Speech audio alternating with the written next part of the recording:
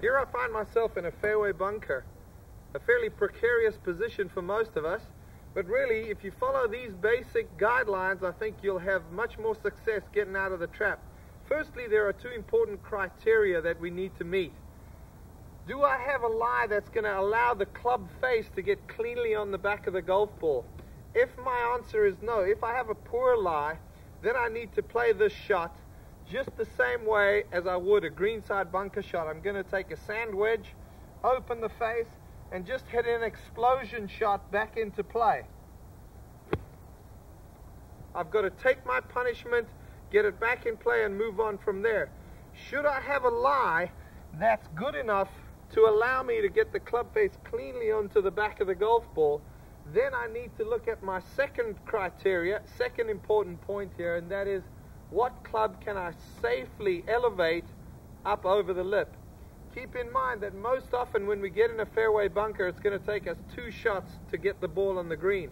Let's divide that up equally. Don't try to be too heroic and hit the golf ball as close to the green as possible. Get it up over the lip. As a result, looking at this shot here, I think if I went over the left portion of this lip, I could get a 7-iron over there. But just to be safe, I'm going to use a 9-iron. Here are a couple of basic fundamentals for hitting this shot. Ball position. I'm going to look for the ball to be positioned in the center of my stance. That's going to allow me to get the ball first and the sand second. Grip-wise, I'm just going to grip down slightly on the grip. That is also going to encourage me to get ball first, ground second.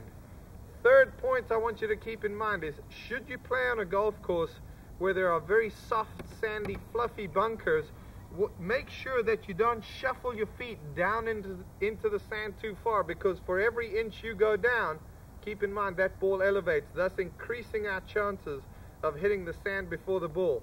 So, as I swing, I'm going to make sure that I've gripped down, make sure that I get my ball centered, just get a light shuffle into the sand. And now, in the motion, I'm going to try to feel like I maintain my altitude. I want to stay very level, keep the lower body quiet, make my normal swing, trying to feel like I'm going to hit the ball first and the sand second. Here we go.